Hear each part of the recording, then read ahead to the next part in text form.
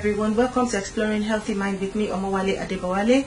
Today we are going to be exploring anxiety disorder, and I would like to please ask for a few minutes of your time with me as we look into the different kinds of anxiety disorder that we have. But before we go into today's topic of discussion, I would like to say a very big thank you to everyone who has watched our previous video, people that have subscribed to our channel, and those who have liked the videos. Please, I would like to ask you also, if you're watching today, to please click the like button and also click the subscribe button, so that when we upload other videos, you'll be able to catch them as soon as we are uploading them. And lastly, I would also want to thank all the people that have supported our Feeding Vulnerable African Family fundraising appeal.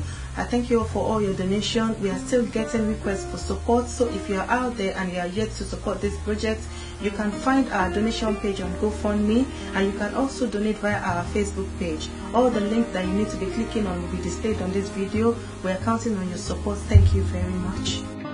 Talking about anxiety disorders. Before we start to explain anxiety disorders, let us first start by explaining what anxiety itself means. In our last video, we said that anxiety is one of the most common mental health problems that you can find. Today, I would like to give you two different definitions of anxiety. Anxiety can be defined as a feeling of worry, nervousness, or unease about an unknown situation. And I define it by saying that anxiety is the fear of the unknown. A second dictionary, the online medical dictionary, defines anxiety as a feeling of apprehension and fear. It is perfectly normal to feel anxious from time to time over different situations. And as a matter of fact, I would like to say that you'd be an abnormal person if you don't express anxiety over different situations from time to time. But where anxiety becomes a problem is where it lingers on for a very long time, or where it starts to affect different things in our life. So anxiety, in essence, I would say, is a normal reaction to a situation with an unknown outcome. While some people are able to recover quickly from their anxious moments, people with anxiety disorders, they have persistent and intense feelings of anxiety on a regular basis over situations like everyday situations, and it becomes so bothersome that it begins to affect their ability to manage activities of daily living. Anxiety disorders can start at any stage in an individual's life. For some people, it starts during their childhood period and it progresses until they get to their teenage years. For some people, they are perfectly fine. They've been perfectly fine all through their life, and all of a sudden, something just triggers in their life, in their adulthood, and they start to experience this persistent feeling of anxiety, and that is when they then develop their anxiety disorder.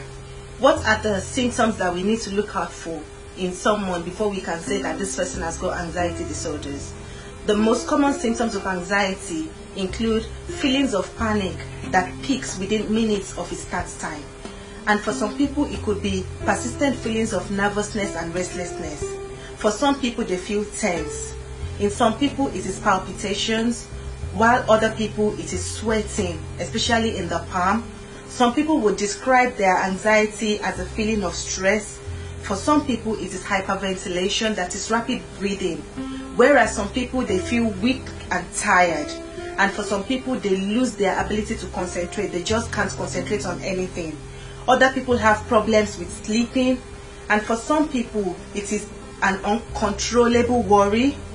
While for some people, it is having a strong urge to avoid anxiety triggering places or activities. What are the different types of anxiety disorder? There are different types of anxiety disorder, and the list is very extensive. But for the purpose of this session, we are only going to be considering about 4 or 5 types of anxiety disorder.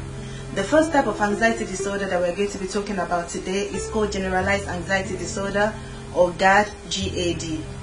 This is when an individual experiences persistent and excessive uncontrollable worry over different things in their everyday life. For example, it could be worrying excessively over going to the bank, or even over just replacing an item of furniture.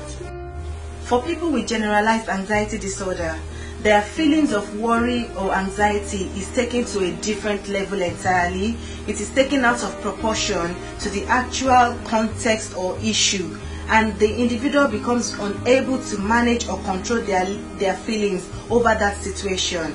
Usually generalized anxiety disorder occur alongside other types of anxiety, or you can even find it in people with depression. Our next type of anxiety disorder is what is called social anxiety. Social anxiety is when an individual experiences intense level of anxiety and fear triggered by social situations such as going to school, going on public transport, going on to workplace, and even other public places in which the individual might then come in contact with other people. Such individuals would then tend to avoid situations that will bring them in contact to people. They would then tend to avoid social situations. For example, you will see a teenager who all of a sudden then just stop going to school, or you can see an adult who then suddenly stop going to work because that social situation makes them to experience intense feelings of fear, and then they want to avoid such situation. And for individuals with social anxiety, their anxiety is usually accompanied by feelings of low self-esteem, feelings of embarrassment, feelings of being judged by other people. They worry what people would say, what people are saying about them in that social situation. Our third type of anxiety disorder is called panic disorder, or commonly known as panic attack. This is when people experience repeated episodes of intense feelings of fear or panic that peaks within minutes of it starting. For people who experience panic attack, they are constantly worrying over whether or not that attack is going to happen. That worry then triggers another panic attack. And some of the symptoms of panic attack include feelings of impending danger, include nervousness, shortness of breath, chest tightening, chest pain, and even heart palpitation. And lastly, our last and final type of anxiety disorder is a term that encompasses different kind of things. It is called phobias, and as you know, people can experience phobia in relation to different things. Phobia is when an individual experiences extreme fear or anxiety triggered by a particular situation or a particular object.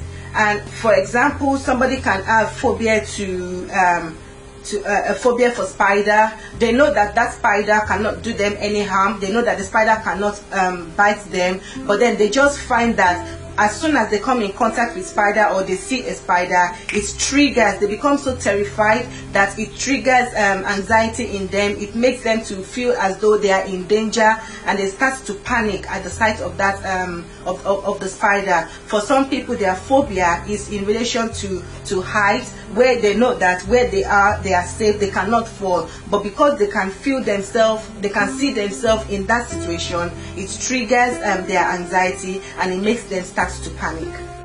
Having discussed different types of anxiety disorders, when does it become a problem? When does that anxiety itself become a problem?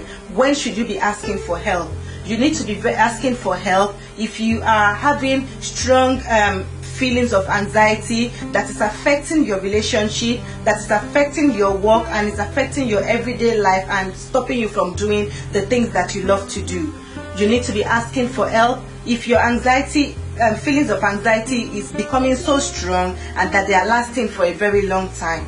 You also need to be seeking professional help if your feelings of anxiety, worries, and fear are out of proportion.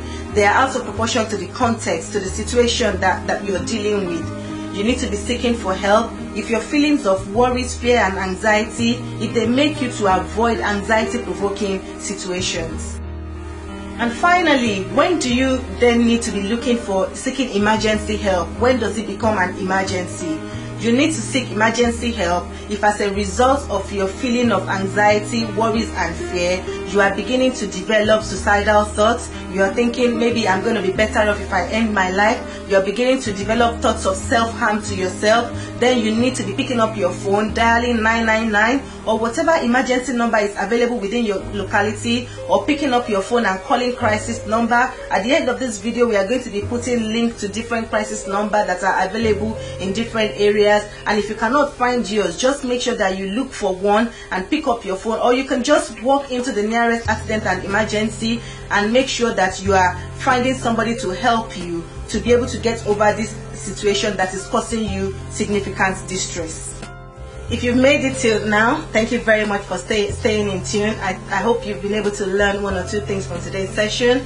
Please like this video, subscribe to our channel so that you can stay in touch with other subsequent videos that we're going to be uploading. And until next time when I come again, thank you very much. Bye bye.